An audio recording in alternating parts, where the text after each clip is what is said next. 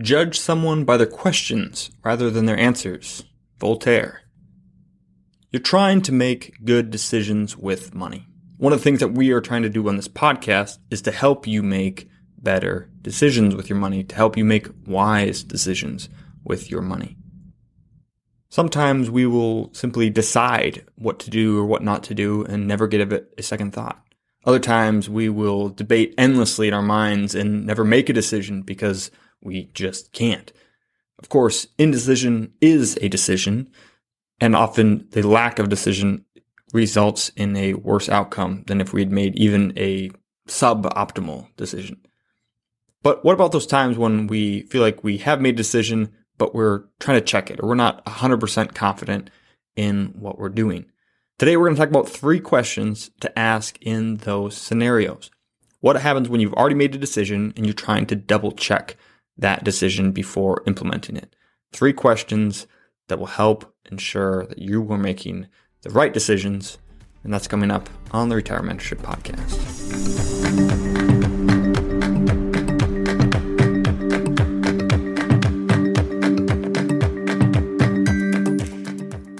3 questions for better decisions. These are adapted from a podcast I heard by Carl Richards. I couldn't find the podcast, otherwise I would link directly to it.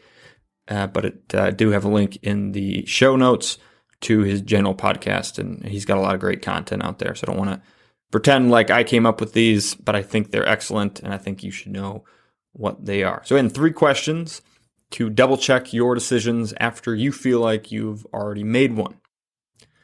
For each of these questions, we're going to look at 4 scenarios, and we're going to keep them financial. You can use these questions to double check any decision that you're making in any of life, but obviously we'll keep them financial for this show. Let's assume we're trying to decide on 4 different items and that we've come to the following answers. So the first scenario is, should I speculate on this investment? You have some opportunity, you've heard some things, you've done some research on putting money not quite into an investment, right? Because we don't have a proven track record like we do with equity investing or real estate investing.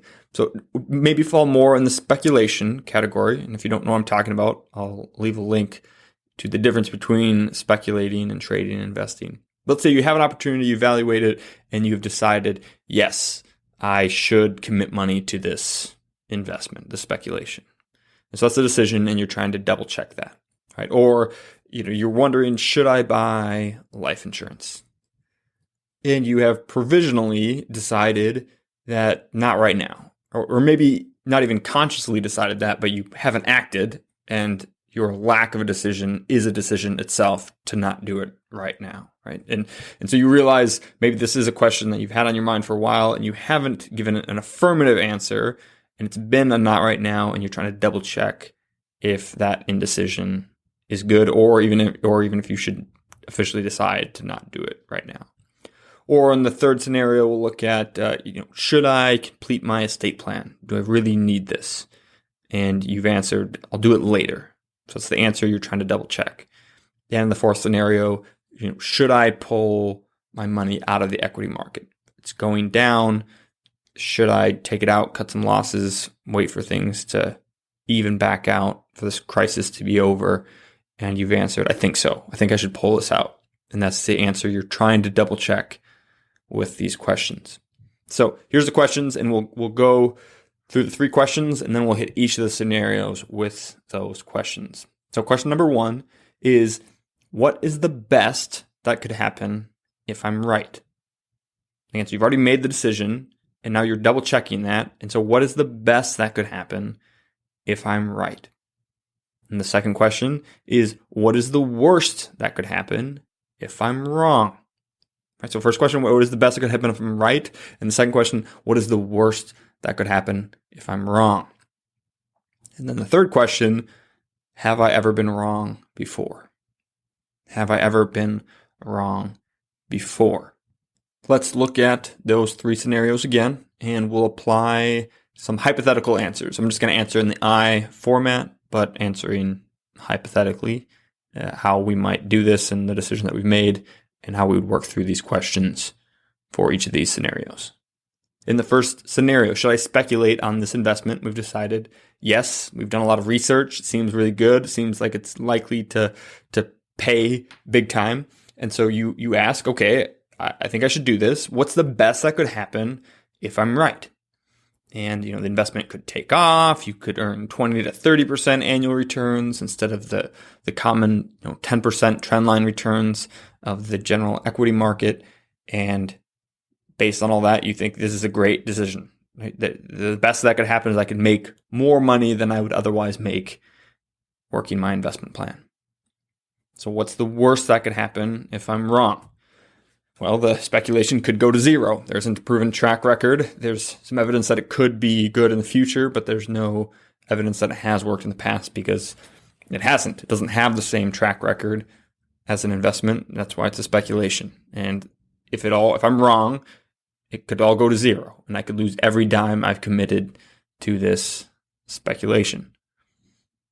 And then question number 3, have I ever been wrong before? Yeah, last time. Yeah, I guess when I really think about it, I've done this before. This time it feels different. It feels like this is a more sure thing than the last time I tried speculating. I didn't call it speculating then, but I've been listening to the Retirementorship podcast, and I realized this is speculating. But I was confident last time too. And so I have been wrong on this before.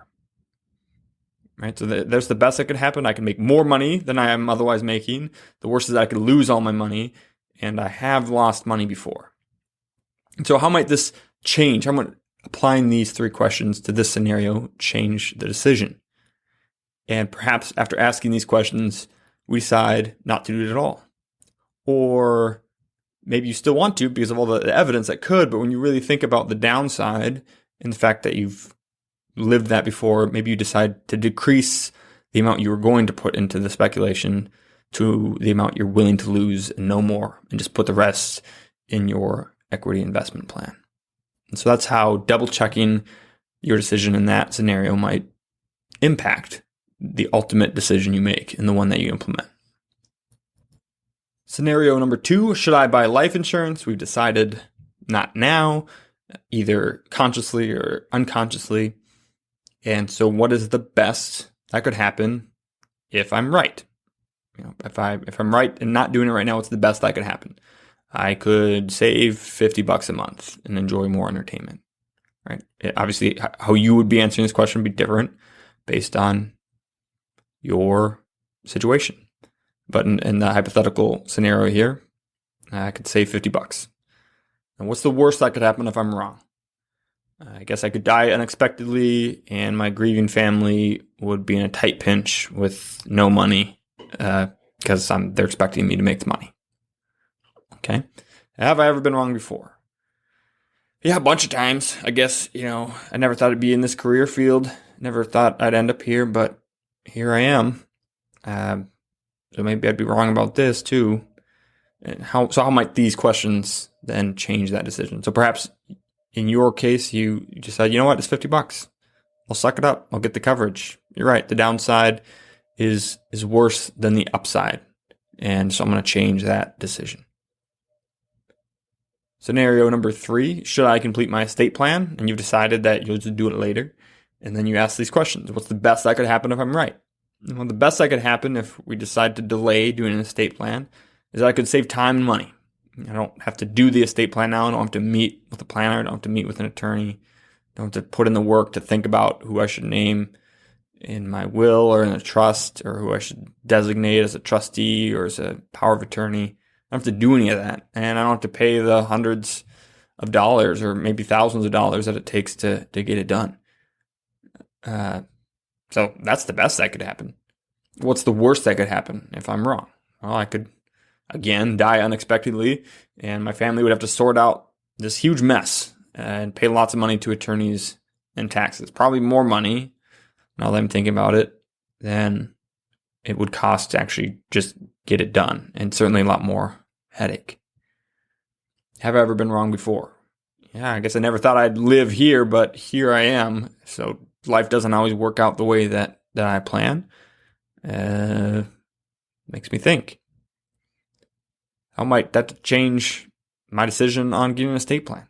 Maybe you decide, you know what? At the end of the day, a whole bunch of what I have is going to pass to my kids.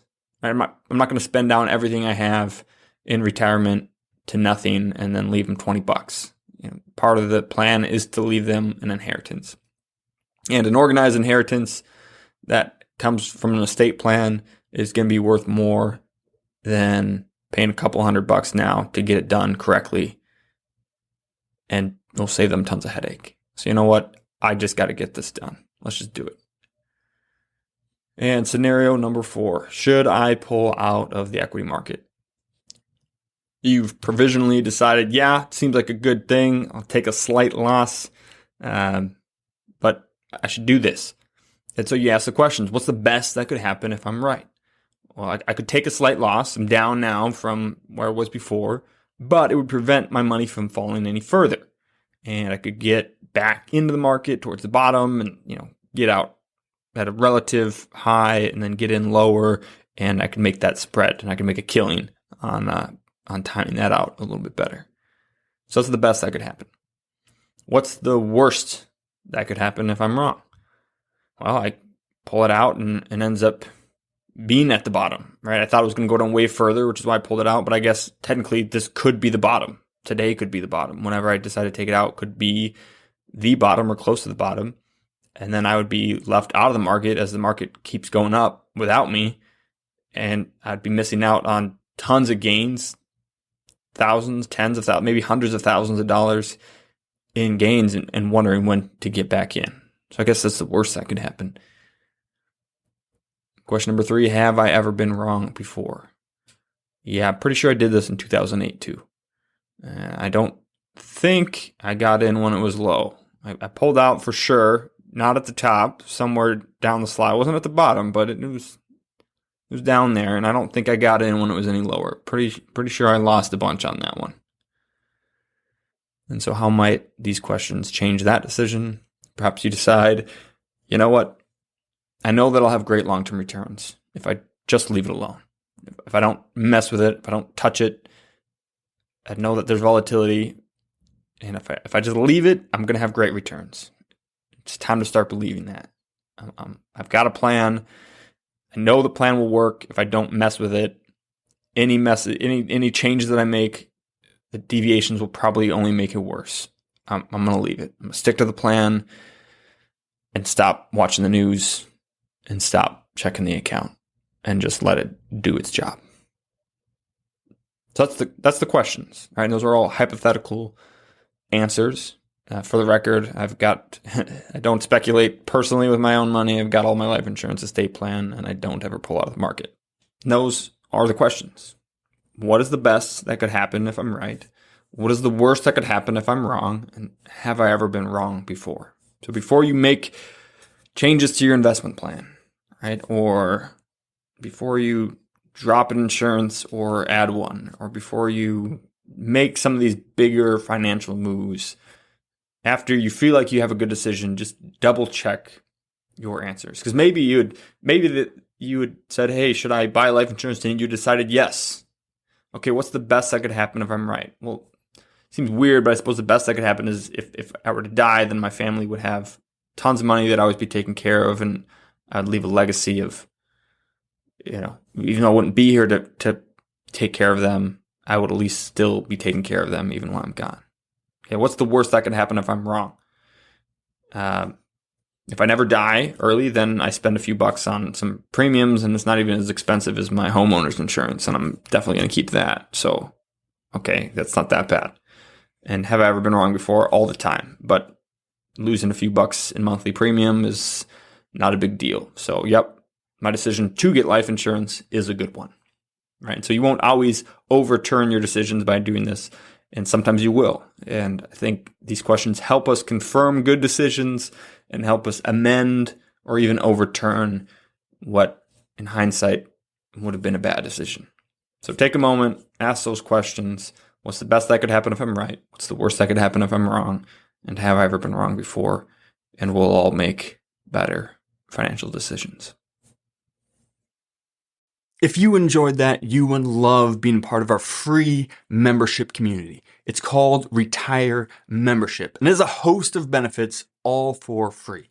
For example, you can always buy my book, 3D Retirement Income, on Amazon. But if you join us at Retire Membership, we will send you either a hard copy or paperback for free, provide the ebook and the audiobook so that you can listen to it if you don't have time to read it. In addition to that, we'll also provide you with a bunch of content that you can't get anywhere else. For example, we have our quarterly Retire Mentorship magazine, which comes out quarterly and has no ads whatsoever. It's just timely content to help you stay the course. We also have workbooks for our free online workshop to help you get the most out of those, flowcharts to help you make better decisions, and a weekly email to provide timely content that you can unsubscribe from at any time. We never ask for any payment information, and we never share your information with anyone else. We just want to provide timely content and help you stay the course to retire successfully and stay successfully retired. There's no reason to wait, so join us now at retiremembership.com, where you can click on the link in the description and it'll go right there. We can't wait to see you in the community. Cheers. This podcast is educational only and is not investment, tax, or legal advice.